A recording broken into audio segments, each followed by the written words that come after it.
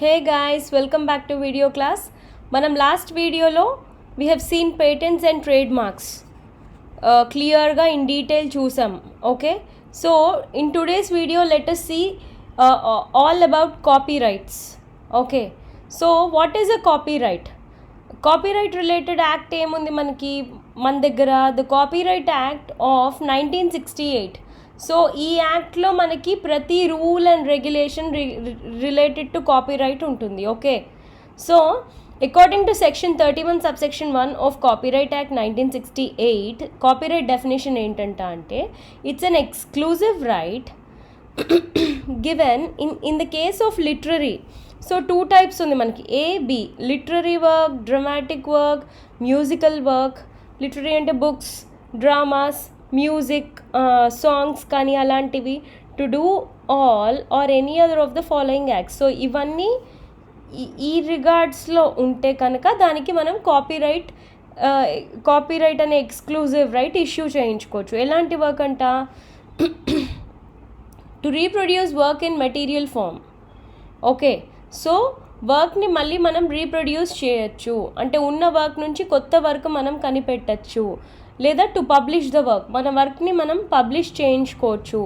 లేదా to perform the work in public, so పబ్లిక్గా మన వర్క్ని ఎగ్జిబిట్ చేయొచ్చు. లేదా to broadcast the work, so వర్క్ని మనం బ్రాడ్కాస్ట్ చేయించుకోవచ్చు. లేదా to cause the work to be transmitted to the subscribers to a diffusion service.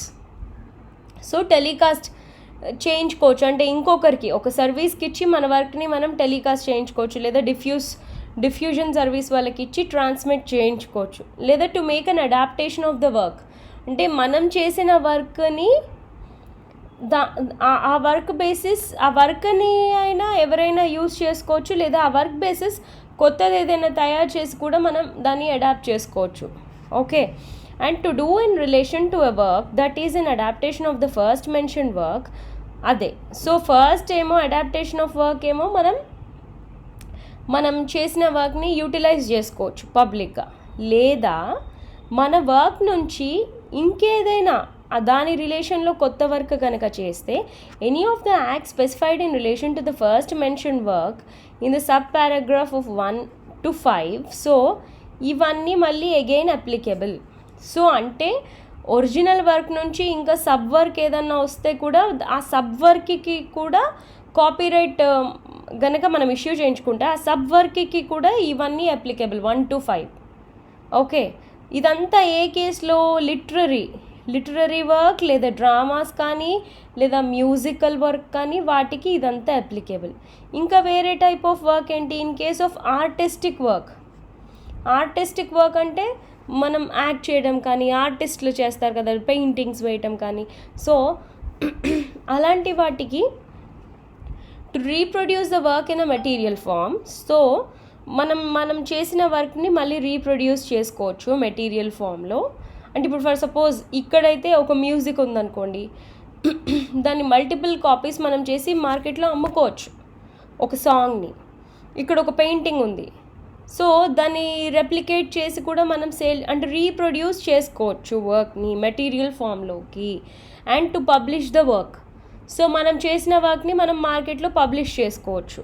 Okay, and to include the work in a television broadcast, so టెలివిజన్లో బ్రాడ్కాస్టింగ్లో నీ artistic వర్క్ని మనం include చేయించవచ్చు. To cause a television program that includes the work to be transmitted to subscribers to a diffusion service. Okay, so మనకి టెలివిజన్స్లో diffusion service వాళ్ళకి ఇచ్చి మన ప్రోగ్రామ్ వేయించుకోవచ్చు. సో ఇవన్నీ చేయడానికి మనకి కాపీరైట్ హెల్ప్ చేస్తుంది. ఈ ఎక్స్క్లూజివ్ రైట్ ఉన్నప్పుడే మీ వర్క్కి మీరు ఇవన్నీ చేయచ్చు. ఓకే, అంటే నీ ఓనర్షిప్లో, అంటే నువ్వు ఒరిజినల్ వర్కర్ అంటే ఆ పలానా దాని కాన్సెప్ట్ పైన నువ్వు కాపీరైట్ తీసుకుంటే నువ్వు ఇవన్నీ చేయొచ్చు అనమాట. ఓకే, ఇంకా వేరే డెఫినేషన్స్ ఏమున్నాయి కాపీరైట్స్కి. Copyright protection consist in original work of authorship. So దీనికన్నా ముందు మనం లాస్ట్ వీడియోస్లో ఏం ఎగ్జాంపుల్స్ చూసామో చూద్దాం కాపీరైట్స్కి అసలు. యా, సి మనం మూవీ రూల్స్ గురించి డిస్కస్ చేసుకున్నాం కాపీరైట్స్ డిస్కషన్లో, వేర్ మూవీ పైరసీలో మనకి ఇన్ని మూవీస్ అంటే మనకి బాహుబలికి ఏమీ ఎఫెక్ట్ అవ్వలేదు, కానీ ఈ డీజే అనే మూవీకి ఫస్ట్ రోజే 1.7 మిలియన్ డౌన్లోడ్స్ జరిగాయి మూవీ రూల్స్ నుంచి లేదా ఇంకా వేరే టారెంట్స్ నుంచి. So this movie got affected at box office. అంటే ఒరిజినల్గా మనం ఒక థియేటర్కి వెళ్ళి పే చేసి ఆ మూవీ వాచ్ చేయడానికి అలా లేకుండా మనం ఇంట్లోనే ఫ్రీ ఆఫ్ కాస్ట్కి పైరేటెడ్ వర్షన్ చూసేస్తున్నాం. సో ఆ ఒరిజినల్ వర్క్ చేసిన వాళ్ళకి డ్రాబ్యాకా కాదా? సో కాపీరైట్స్ ఇలాంటి సిచ్యువేషన్స్లో మనకి హెల్ప్ చేస్తాయి. ఇంకా వేరే మూవీస్వి కూడా చూడండి, 1.4 million downloads, okay 1.15 million downloads, ఇన్ని పైరేటెడ్ డౌన్లోడ్స్ జరుగుతున్నాయి. అండ్ ఒక మ్యూజిక్ సాంగ్కి కూడా చూసాం మనం, క్యాటీ పెర్రీస్ డార్క్ హార్స్ సాంగ్కి 2013లో ఆమెది హిట్, కానీ ఆమె మధ్యలో ఆ సాంగ్లో ఒక ర్యాప్ ఉంటుంది మధ్యలో. సో ఆ rap she copied from this person song. Okay, joyful noise అనే సాంగ్ నుంచి ఆమె ర్యాప్ కాపీ చేసింది కాబట్టి దానికి అలా కాపీ చేయడాన్ని ప్లాజరైజ్ చేయడం అంటారు. సో ప్లాజరైజ్ చేసింది కాబట్టి దానికి అమౌంట్ కూడా పే చేయాల్సి వచ్చింది ఆవిడ తర్వాత. ఓకే, సో ఇది కాపీరైట్ ఇష్యూ. సో ఇలా జరగకుండా మనం కాపీరైట్స్లో మనం రైట్ కనుక తీసుకుంటే మనం ఇవన్నీ చేయొచ్చు అలా జరగకుండా. ఒకవేళ అలా ఏమైనా ఇన్ఫ్రింజ్మెంట్ జరిగినా కూడా దానికి మన దగ్గర రూల్స్ అండ్ రెగ్యులేషన్స్ ఉన్నాయి. మనం అప్కమింగ్ వీడియోలో కాపీరైట్ ఇన్ఫ్రింజ్మెంట్ కూడా చూద్దాం. ఓకే, సో అదర్ డెఫినేషన్స్ ఇంకా మనం చూడాలి అంటే, copyright protection consists in original work of authorship fixed in any tangible medium of expression from which they can be perceived, reproduced or otherwise communicated either directly or with the aid of a machine or a device. Works of authorship. So మన original work tangible ఫామ్లో tangible మీడియంలో express చేసినప్పుడు మనం దాన్ని అర్థం చేసుకోవడంలో కానీ మళ్ళీ రీప్రొడ్యూస్ చేయడానికి కానీ లేదా కమ్యూనికేట్ చేయడానికి కానీ మనమే హోల్ అండ్ సోల్ ఓనర్స్. దాన్ని ఇంకెవరూ కాపీ చేయడానికి వీల్లేదు, ఇంకెవరూ వాడుకోవటానికి వీల్లేదు. ఓకే, సో కాపీరైట్ ప్రొటెక్షన్ అంటే అలా ఉంటుంది. Works of authorship include the following categories. So ఆథర్షిప్కి ఎలాంటి వర్క్స్ ఎలాంటి కేటగిరీస్ ఉంటాయంటే, let us see here. Literary works అంటే రిటర్న్ వర్క్స్, బుక్స్ కానీ అలాంటివి. Musical works including any accompanying words. So musical works ఇందాక క్యాటీ పెర్రీ ఎగ్జాంపుల్ చూసాం మనం. సో ఆమె మధ్యలో ఒక ర్యాప్ పార్ట్ని ఆమె సాంగ్లోకి కాపీ చేసుకుంది, లేదా ఏదైనా వర్డ్స్ ఒక సాంగ్లో ఒక పర్టిక్యులర్ వర్డ్ రిపీటెడ్గా యూస్ చేస్తుంటే దాన్ని మనం కాపీ చేసినా, లేదా ఆ వర్డ్ వాళ్ళు ఇంకెక్కడి నుంచైనా కాపీ చేసినా. సో అలా. Then dramatic works including any accompanying music. Okay, movies కానీ మనకి వచ్చే బ్యాక్గ్రౌండ్ మ్యూజిక్స్ కానీ ఏవైనా సరే. Okay, and pantomimes or choreographic works అంటే డాన్స్ ప్రోగ్రామ్స్ కానీ, లేదా మైమింగ్ అంటాం కదా, మైమ్ యాక్షన్ అంటాం, అంటే ఏం మాట్లాడకుండా డ్రామా చేస్తూ ఉంటారు కదా. సో వాటికి కూడా మనం కాపీరైట్స్ తీసుకోవచ్చు. ఓకే, కొరియోగ్రఫీస్కి కూడా కాపీరైట్స్ తీసుకోవచ్చు. Then pictorial or graphic or sculptural works. So sculptural works మనం చేసిన, ఏదైనా గ్రాఫికల్ వర్క్ చేసినా, పిక్టోరియల్గా అంటే డయాగ్రమాటిక్గా మనం ఏదైనా ఎక్స్ప్రెస్ చేసినా మన వర్క్ మీద మనం కాపీరైట్ తీసుకోవచ్చు. Then motion pictures and other audio visual works. Okay, movies కానీ ఆడియో విజువల్ వర్క్స్ కానీ వాటి మీద కూడా మనం కాపీరైట్ తీసుకోవచ్చు. మన సౌండ్ రికార్డింగ్స్ మీద తీసుకోవచ్చు, ఆర్కిటెక్చరల్ వర్క్స్ పైన తీసుకోవచ్చు. ఓకే, సో ఇన్ని కేటగిరీస్ పైన మనం కాపీరైట్స్ తీసుకోవచ్చు. A shield that protects every published or unpublished literary, scientific and artistic works in any form of expression but fixed in a tangible or material form is known as a copyright. Actually copyright is intangible. ఇప్పుడు trademark అనుకోండి, trademark అంటే మనకి ఆ company logo డైరెక్ట్గా కనిపిస్తుంది, it is tangible. కానీ copyright is intangible given to tangible works are material works. Okay, మనకి ఇవన్నీ కనబడేటివే. ఓకే, కానీ వాటికి టాంజిబుల్ వర్క్స్కి మనం కాపీరైట్ తీసుకుంటున్నాం. Okay, in India the copyrights also protects the computer softwares. So మన కంప్యూటర్ సాఫ్ట్వేర్స్కి కానీ కంప్యూటర్ సాఫ్ట్వేర్ ప్రోగ్రామ్స్కి కానీ మనం లిటరరీ వర్క్ కింద వాటికి కాపీరైట్ అప్లై చేసుకోవచ్చు. These have been included with the amendments made to the copyright act 1957. Okay, amendments చేసినప్పుడు add చేశారు అది. In India copyright act 1957 was lastly amended in 1999. So last amend చేసింది 1999లోనే, ఆ తర్వాత ఇంకా చేయలేదు. అమెండ్మెంట్స్ అంటే ఏంటి? ఎడిటింగ్, అంటే కొత్త కొత్తవి రూల్స్ రెగ్యులేషన్స్ అందులోకి యాడ్ చేయడం, మార్పులు చేర్పులు చేయటం. Okay, the nature of copyright ఏంటంట? It's an IPR. Obviously it's an intellectual property right. ఇవన్నీ ఒక మనిషి ఇంటలెక్ట్ ద్వారా డెవలప్ అయ్యేవి. ఒక మ్యూజిక్ కానీ, ఒక బుక్ కానీ, ఒక ఆర్టికల్ కానీ, ఒక డ్రామా కానీ, ఒక మైమ్ యాక్షన్ కానీ, ఒక కొరియోగ్రఫీ, డాన్స్ కొరియోగ్రఫీ కానీ, ఒక పెయింటింగ్ కానీ, ఒక స్కల్ప్చర్ కానీ, ఓకే, ఒక ఆర్కిటెక్చరల్ వర్క్ కానీ, వాట్ ఎవర్ ఇట్ ఈస్, ఒక ఇంటలెక్ట్, ఒక మనిషి మైండ్ నుంచి డెవలప్ అయ్యేవి. So it's an intellectual property right. Okay, అది ఫిజికల్ ప్రాపర్టీ కాదు, intellectual property. Then it grants exclusive rights. So ఎవరైతే ఆథర్షిప్ ఓనర్షిప్లో ఉంటారో వాళ్ళకి ఇట్స్ అన్ ఎక్స్క్లూజివ్ రైట్, అంటే నువ్వు తప్ప ఇంకా అదెవరూ కాపీ చేయడానికి ఉండదు. Then it protects different works definitely. అంటే ఇక్కడ ఒక్కటి అని ఉండదు మనకి. ఇప్పుడు ట్రేడ్ మార్క్స్ అనుకోండి, కంపెనీ లోగోసే మెయిన్ కన్సర్న్ మనకి, అందులో టైప్స్ ఉన్నాయి. కానీ ఇక్కడ it protects different types of works. Like ఇందాక చెప్పాను కదా, literary work, musical, artistic, maps and technical drawings, ఇవన్నీ అది ప్రొటెక్ట్ చేస్తుంది. It is intangible. నేను చెప్పాను కదా, మనకి ట్రేడ్ మార్క్ లాగా కాపీరైట్ అనేది కనిపించదు, కానీ ఆ రైట్ అనేది ఉంటుంది. అండ్ దాని సింబల్ కూడా చూపించాను కదా, ఇలా C ఉండి దాని సర్కిల్డ్ C ఉంటుంది. సో ఆ సింబల్ దేనిపైన ఉందా అంటే అది కాపీరైట్ అనమాట. Okay, it comes in to force without registration. Okay, trade మార్క్ని మనం రిజిస్టర్ చేసుకోవాలి, పేటెంట్ని రిజిస్టర్ చేసుకోవాలి, కాపీరైట్ని రిజిస్టర్ చేసుకోవాల్సిన అవసరం లేదు.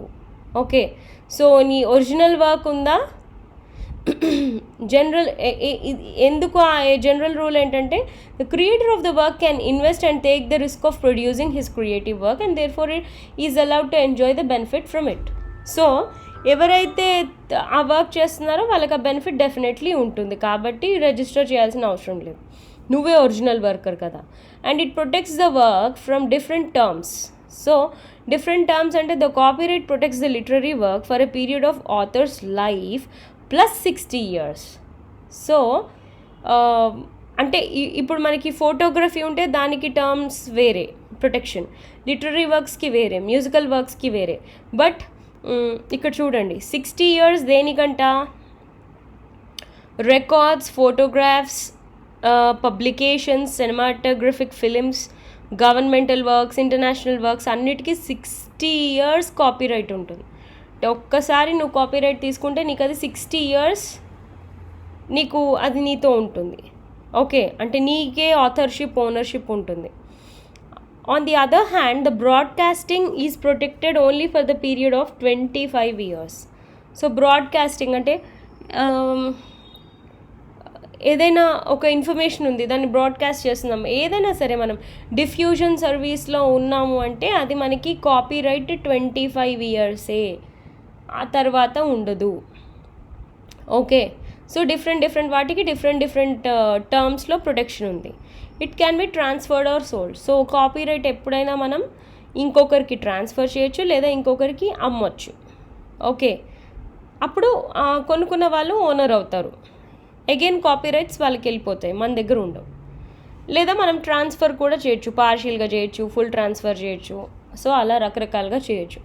So this is all about copyrights. Now let us see features of copyright act 1957. So మనకు కాపీరైట్ యాక్ట్ 1957లో మేజర్ కీ పాయింట్స్ ఏంటో చూద్దాం. ఓకే,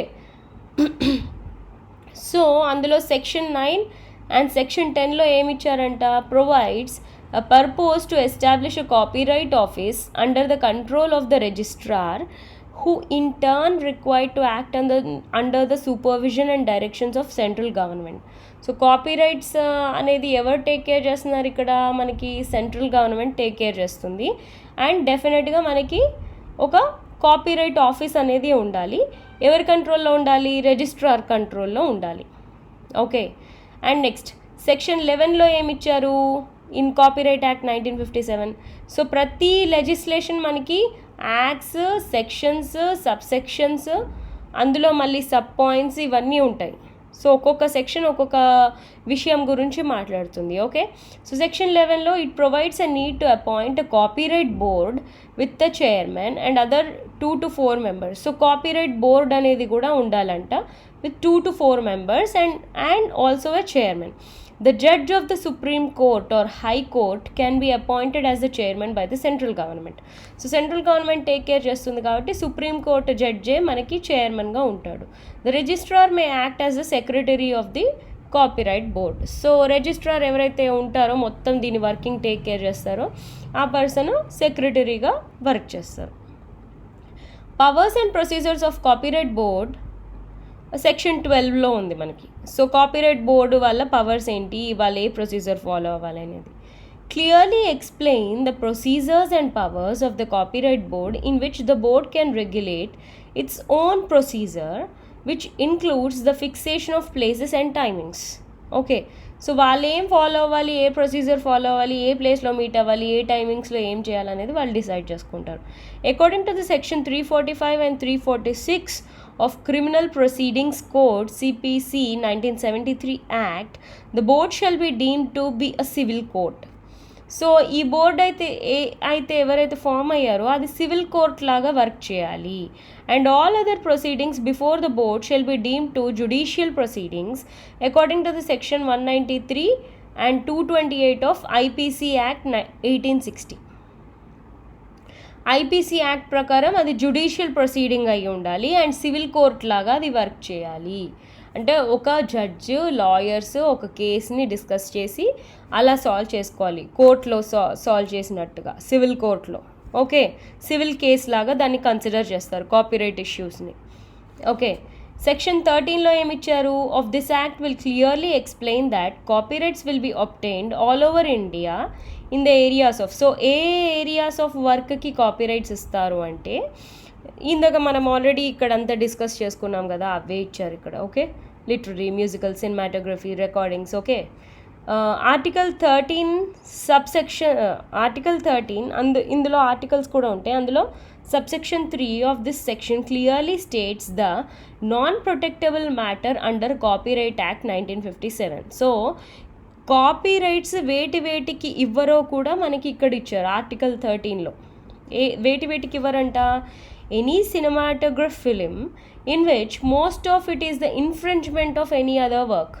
సో కాపీ కొట్టిన మూవీయో లేదా రీమేక్స్ చేస్తాం, డబ్బింగ్ చేస్తాం, లేదా ఒక మూవీ నుంచి ఒక పార్ట్ తీసుకొచ్చి మన మూవీలో స్టోరీ లాగా పెడతాం. సో అలాంటి మూవీస్కి లేదా సినిమాటోగ్రఫ్స్కి కాపీరైట్ ఇవ్వరు. Recordings of original literary, dramatic or musical works. So original వర్క్ని నువ్వు రికార్డ్ చేస్తే నీకు కాపీరైట్ ఇవ్వరు, ఒరిజినల్ వర్క్స్కే ఇస్తారు. Okay. Then next,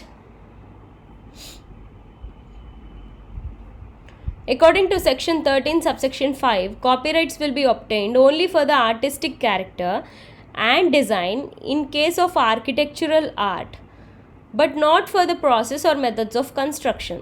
So architectural కాన్సెప్ట్లో నువ్వు ఎలా కన్స్ట్రక్ట్ చేస్తున్నావు ఆ ప్రాసెస్ అంతా దానికి ఇవ్వరు. ఎలా మెథడ్ ఆఫ్ కన్స్ట్రక్షన్కి దానికి కాపీరైట్ ఇవ్వరు. కానీ నువ్వు ఈ విధంగా ఇలా కట్టాలనుకుంటున్నావు ఒక బిల్డింగ్ని, దాని ఆర్కిటెక్చరల్ డిజైన్కి మాత్రమే కాపీరైట్ ఇస్తారు. ఓకే. నువ్వు ఎలా కన్స్ట్రక్ట్ చేసావు అనేది వాళ్ళకి అక్కర్లేదు, ప్రాసెస్కి దానికి ఇవ్వరు కాపీరైట్. ఓకే. సో వీటికి కాపీరైట్స్ ఇవ్వరు. Then next section 14. సెక్షన్ 14లో మీనింగ్ ఆఫ్ కాపీరైట్ ఇచ్చారు. This will provide the meaning and scope of the copyright. Copyright means the exclusive right that provided to an individual to do or authorize the doing of any of the following works. So మనం ఇంతసేపు discuss చేసిందే మళ్ళీ in డీటెయిల్డ్గా ఇచ్చారు. So section 14లో వేటికి మనం copyright ఇస్తాము అంటే, ఫస్ట్ ఏంటి, లిటరరీ, డ్రామాస్ ఆర్ మ్యూజికల్ వర్క్కి కాపీరైట్ ఇస్తారు. ఎందులో ఇస్తారంటే right to reproduce the work. So ఎవరైతే కాపీరైట్ తీసుకున్నారో వాళ్ళ వర్క్ని మళ్ళీ చేంజ్ చేస్తూ రీప్రొడ్యూస్ చేసుకోవచ్చు. వాళ్ళ కాపీస్ని ఇష్యూ చేసుకోవచ్చు. ఇప్పుడు నువ్వు ఒక పాట పాడావు, దానికి నువ్వు కాపీరైట్ తీసుకుంటే నువ్వు మార్కెట్లో రిలీజ్ చేయొచ్చు, పాటని ఓనర్గా ప్రొడ్యూస్ చేయొచ్చు, కానీ ఇంకెవ్వరూ చేయరాదు అది. Okay, then right to perform the work publicly, అదే నువ్వు ఇష్యూ చేసినప్పుడు పబ్లిక్ యూసేజ్కి అది ఉపయోగపడుతుంది. Then right to translate the work. So నువ్వు చేసిన వర్క్కి కాపీరైట్ కనుక నీకుంటే ఇంకా వేరే భాషలకు కూడా నువ్వు ట్రాన్స్లేట్ చేసుకోవచ్చు. Then right to adapt the work. So వర్క్ని యూసేజ్లో కూడా అడాప్టేషన్లో కూడా పెట్టచ్చు. ఓకే, దెన్ నెక్స్ట్ కంప్యూటర్ ప్రోగ్రామ్స్లో అయితే ఏంటి, right to do any act that are specified under the clause A of this section. Okay, and right to authorise the doing of the work by giving a copy of the computer program. So నీ computer program, నీ సాఫ్ట్వేర్కి authorisation కనుక నువ్వు తీసుకుంటే, copyright కనుక తీసుకుంటే, అది నువ్వే పబ్లిష్ చేయడానికి, అంటే క్లాజ్ ఏలో ఇవన్నీ ఉన్నాయా, సో ఇవన్నీ దీనికి కూడా కంప్యూటర్ సాఫ్ట్వేర్కి కూడా applicable. Okay, in case of artistic work, so art related paintings కానీ, సో ఆర్ట్ రిలేటెడ్ వర్క్ ఏదైనా ఉంటే సేమ్ అగైన్ మళ్ళీ నువ్వు నీ వర్క్ని రీప్రొడ్యూస్ చేసుకోవచ్చు, పబ్లిక్కి కమ్యూనికేట్ చేయొచ్చు, కాపీస్ ఇష్యూ చేసుకోవచ్చు. డెరివేటివ్ వర్క్స్ అంటే అందులో నుంచి ఇంకా కొత్త వర్క్ ఏదైనా నువ్వు చేయొచ్చు, లేదా దాన్ని యూసేజ్లోకి అడాప్ట్ చేసేసుకోవచ్చు, యూసేజ్లోకి తీసుకొచ్చేసేయచ్చు. ఓకే, దెన్ ఇంకా మూవీస్లో అయితే, మూవీస్కి ఎటువంటి రైట్స్ ఇస్తారంటే కాపీస్ నువ్వు చేసుకోవచ్చు, copy of a film. Then అమ్ముకోవచ్చు నీ మూవీని, లేదా నీ మూవీ కాపీని ఇష్యూ చేసుకోవచ్చు, లేదా ఎవరైనా హైర్ చేసుకొని వాళ్ళకి నువ్వు అది అమ్మేసి దాన్ని మార్కెట్లో ఇష్యూ చేయమని చెప్పచ్చు, లేదా communicate the film to the public. So నువ్వే కాన్సెప్ట్ని, ఆ సినిమాటోగ్రఫీని పబ్లిక్కి కమ్యూనికేట్ చేయొచ్చు.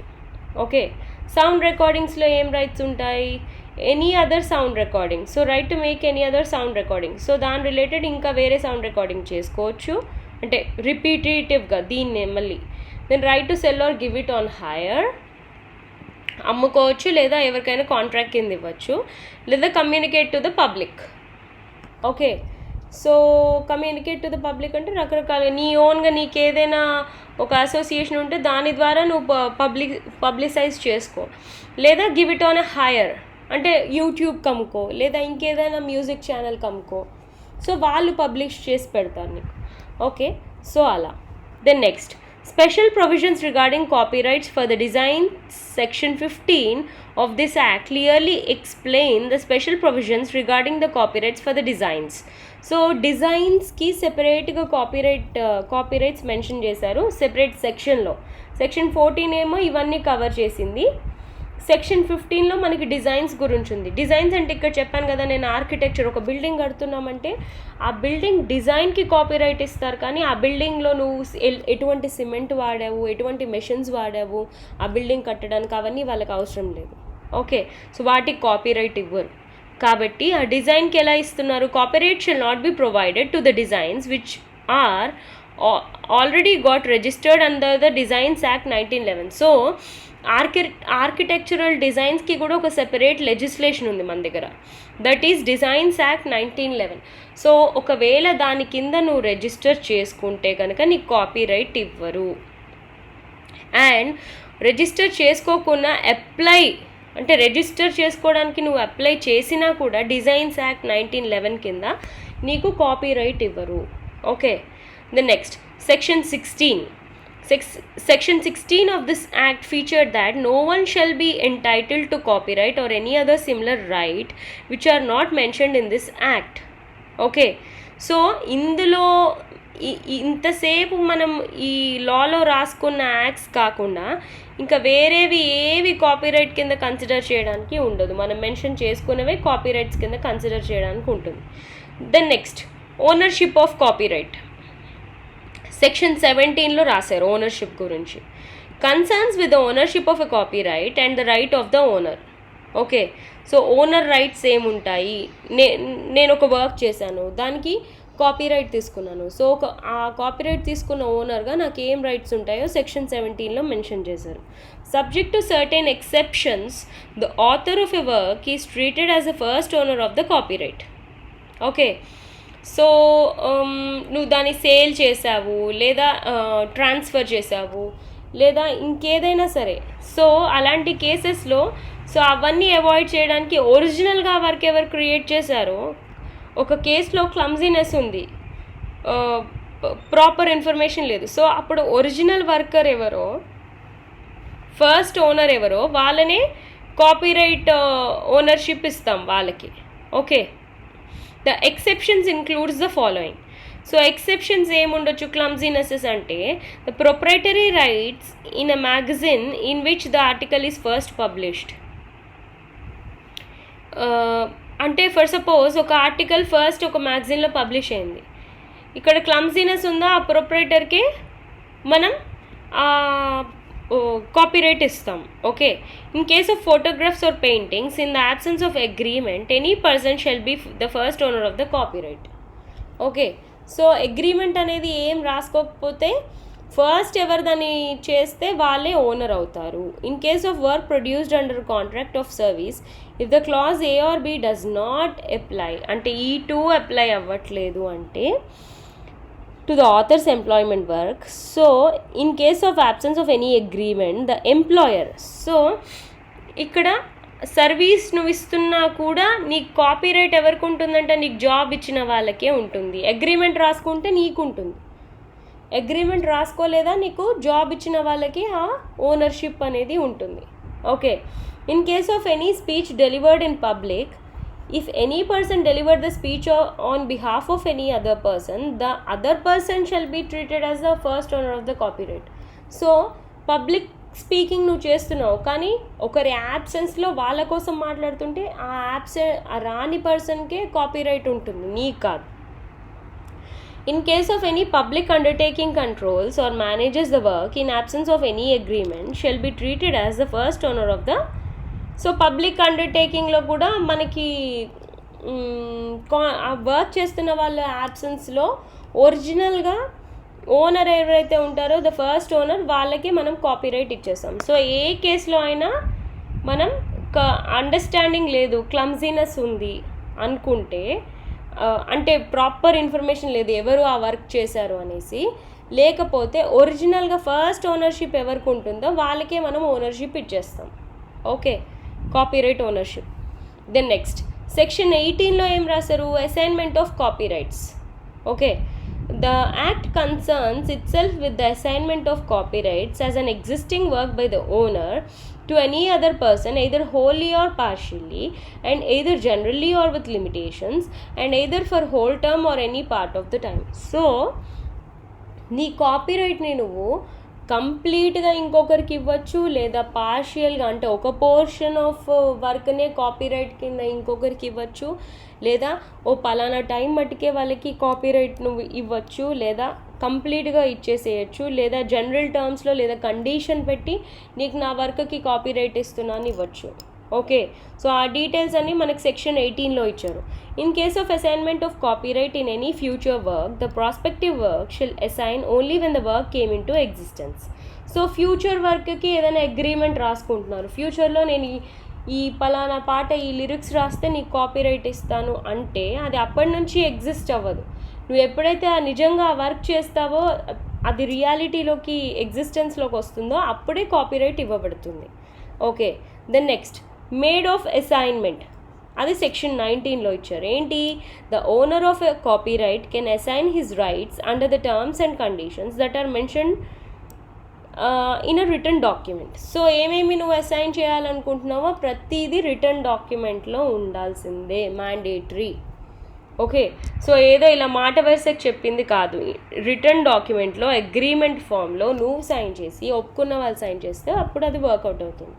Okay, then next right to relinquish అంటే rejecting the copyrights. So copyright ఇచ్చావు, ఇక్కడ అసైన్మెంట్ చేసావు, కానీ సడన్గా దాన్ని రిజెక్ట్ చేయాలనుకుంటే నువ్వు ఒక నోటీస్ ద్వారా రిజిస్ట్రార్ దగ్గరికి వెళ్ళి ఆ మ్యాటర్ చెప్పేసి నోటీస్ ద్వారా నువ్వు అది రెలింక్విష్ చేయొచ్చు, రిజెక్ట్ చేయొచ్చు. Okay, under section 21. So section 21లో ఆ ఇన్ఫర్మేషన్ ఇచ్చారు. Then next, term of copyright. Section 22 of this act concerns with the term of the copyright of the literary, dramatic, musical. So అన్ని వర్క్స్కి ఎన్ని సంవత్సరాలు కాపీరైట్ ఇస్తారనేది ఇక్కడ మనకు సెక్షన్ 22లో ఇచ్చారు. ఓకే, స్టార్టింగ్లో 50 years ఇచ్చారు ప్రతిదానికి కాపీరైట్, కానీ తర్వాత దాన్ని పెంచారు. Okay, in case of published literary, dramatic, musical or artistic work other than a photograph, the period is from the beginning of the year till the death of the author. So వీటన్నిట్లలో literary work, drama, musical work, artistic work, వీటన్నిట్లలో మనకి author చనిపోయేదాకా వాళ్ళకి ownership ఉంటుంది, దానిపైన copyright ఉంటుంది అనమాట. Okay, then next, in case of a photograph, cinematograph, the period is from the year following the publication of the work. So movie ఎప్పుడు publish అయితే, release అయితే ఆ ఇయర్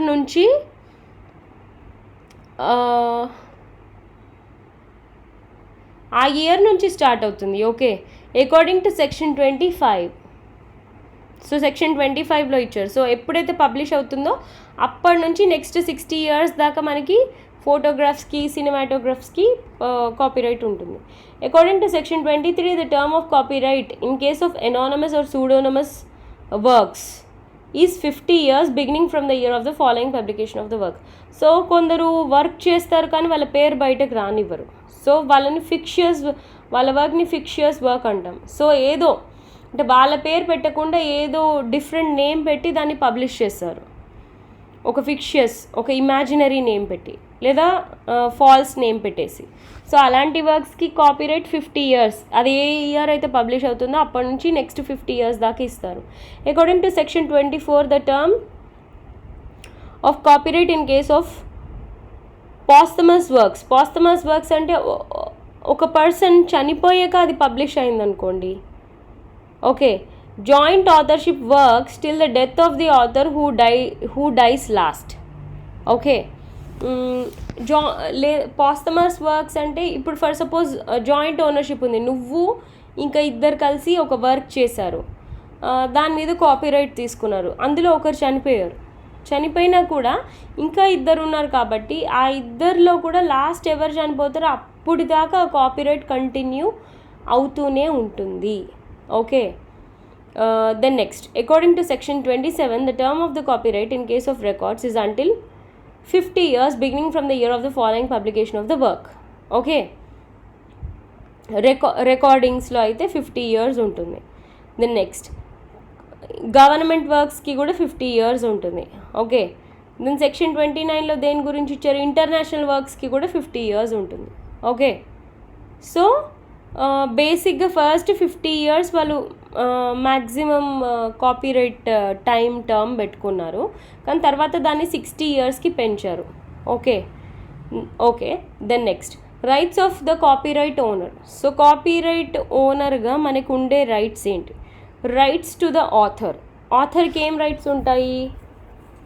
ఇంకెవ్వరూ నీది కాపీ చేయకుండా, వాళ్ళు ఏదైనా చేస్తే నువ్వు డ్యామేజ్ క్లెయిమ్ చేయడానికి, వాళ్ళు కాపీ చేస్తే వాళ్ళని ఆపటానికి, ఓకే, రెస్ట్రైన్ చేయడానికి, క్లెయిమ్ చేయడానికి, లేదా నీ వర్క్ని డిస్టార్ట్ చేసి మ్యూటిలేషన్ చేసి, అంటే తప్పుడు వర్క్ ఏదో నీ వర్క్ నుంచి క్రియేట్ చేసి మాడిఫై చేసి ఏదైనా ఇల్లీగల్గా వాళ్ళు ఇంకొక వర్క్ పబ్లిష్ చేస్తే అందులో అంటే ఏదేదో వాళ్ళ ఇష్టానుసారంగా యాడ్ చేసేసి నీ వర్క్ని ఎడిట్ చేసేసి తప్పుడు ఇన్ఫర్మేషన్ కనుక వాళ్ళు మార్కెట్లోకి రిలీజ్ చేసినా కూడా నువ్వు డ్యామేజ్ క్లెయిమ్ చేయొచ్చు, వాళ్ళని ఆపేసేయచ్చు.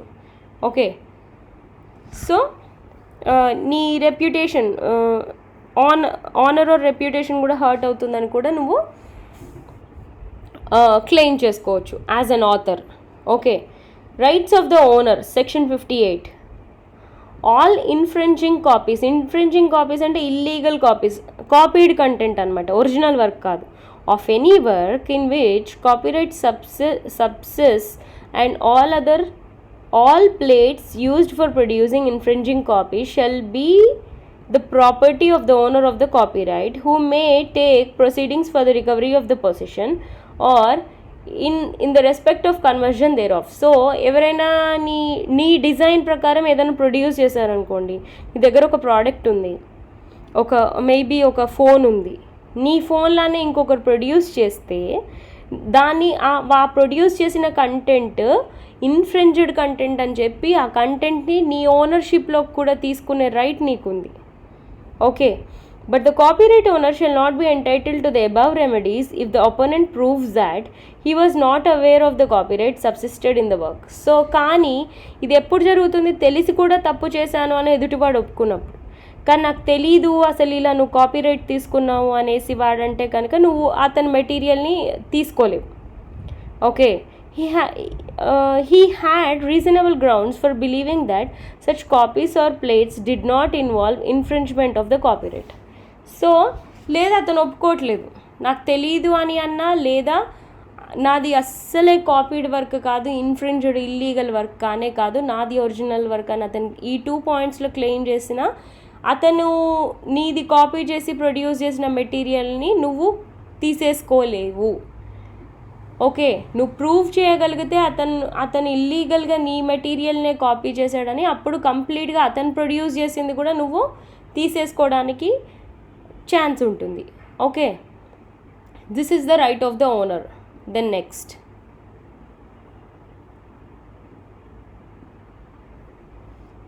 Rights of the broadcasting authorities. Okay, so broadcasting అథారిటీస్కి ఉండే రైట్స్ ఏంటి? Every broadcasting organisation shall have a special broadcast reproduction right in the respect of its broadcast. So broadcast reproduction, broadcasting అంటేనే నీ వర్క్ని వాళ్ళు publish చేస్తున్నారు, సో వాళ్ళకి ఈ రైట్ ఉంటుంది. Okay, broadcast reproduction right. A broadcast reproduction right subsists in that program until 25 years from the beginning of the calendar year next following year. Okay, ఎప్పుడైతే publish చేశారో అప్పటి నుంచి 25 ఏళ్ళ దాకా వాళ్ళకి రైట్ ఉంటుంది బ్రాడ్కాస్ట్ చేసుకోవడానికి, ఆ వర్క్ని రీప్రొడ్యూస్ చేసుకోవడానికి. Okay, during the continuance of that right no person should be broadcast the programme in public or make a sound or visual recording of the broadcast or a reproduction thereof, or sell or give on commercial rental such recording without the first obtaining a license from the owner of the right. నీకు ఈ right ఉన్నా కూడా నువ్వు ownership తీసుకోవాలి, licence from the original owner నువ్వు తీసుకున్నప్పుడే నువ్వు దాన్ని రీప్రొడ్యూస్ చేసుకోవచ్చు, లేదా రెంటల్కి కమర్షియల్గా రెంట్కి ఇచ్చుకోవచ్చు ఆ ప్రోగ్రామ్ని. ఓకే, సో అవన్నీ చేసుకోవచ్చు, otherwise you can't do it. Then next, right of performer అంటే any performer who appears or engages in any performance shall have a special performers right in such performance. The performers ఇప్పుడు mime acting చేస్తున్నాడు అంటే ఒక drama చేస్తున్నాడు కానీ మాటలు లేకుండా చేస్తున్నాడు, ఓన్లీ యాక్షన్స్ ద్వారా చేస్తున్నాడు. సో అతనికి పర్ఫార్మర్స్ రైట్ ఉండాలి. And the performers right shall subsist in the performance until 50 years. So ఇది కూడా 50 years దాకా ఉంది right, from the beginning of the calendar year next following the year in which the performance is made. నువ్వు చేసిన performance publish అయిన next year నుంచి నీకు అది అప్లై అవుతుంది. During the continuance of that right the performer shall have the exclusive right to make a sound or visual recording of. So ఆ నీకు ఈ రైట్ కనుక ఉంటే నీది నువ్వు రికార్డ్ చేసుకోవచ్చు నీ పర్ఫార్మెన్స్ని, ఆర్ రీప్రొడక్షన్ దేర్ ఆఫ్ దాన్ని రికార్డ్ చేసి బ్రాడ్కాస్టింగ్కి ఇవ్వచ్చు, or broadcast the performance, or otherwise communicate the performance to the public.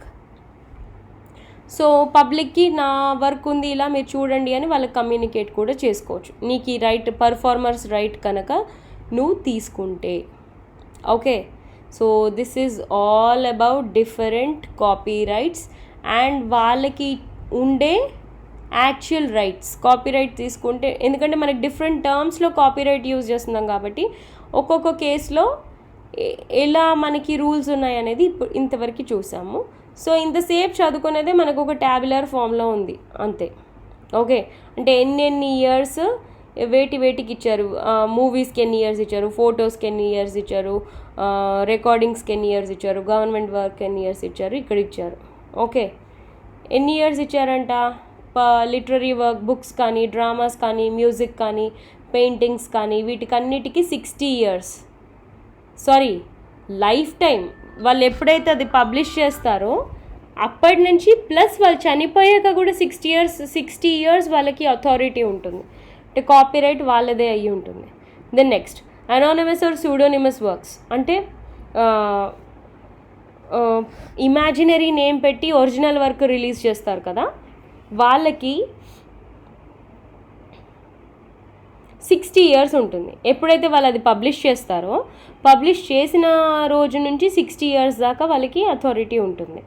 పాస్తమస్ works అంటే ఇప్పుడు జాయింట్ ఓనర్షిప్ ఉంది, 2-3 కలిసి ఒక కాపీరైట్ తీసుకుంటే కనుక లాస్ట్ పర్సన్, ఆ ముగ్గురులో ఎవరు లాస్ట్ చనిపోతే అప్పుడు దాకా వాళ్ళకి కాపీరైట్ ఓనర్షిప్ ఉంటుంది. ఓకే, లేదా 60 ఇయర్స్. ఓకే, దెన్ ఫోటోగ్రాఫ్స్కి మనకి సేమ్ 16 ఇయర్స్ ఉంటుంది అది పబ్లిష్ అయిన దగ్గర నుంచి. మూవీస్కి కూడా సేమ్ 60 ఇయర్స్ ఉంటుంది మూవీ రిలీజ్ అయిన దగ్గర నుంచి. దెన్ రికార్డ్స్కి మనకి సేమ్ 60 ఇయర్స్ ఉంటుంది. Okay, government work same 60 years, public undertakings 60 years, international organisations 60 years. So publish అయిన దగ్గర నుంచి ఇవన్నీ మనకి 60 ఇయర్స్ దాకా మనకి కాపీరైట్ అనే ఓనర్షిప్ మనకి ఉంటుంది ఎప్పుడైతే నువ్వు తీసుకుంటావో. ఓకే,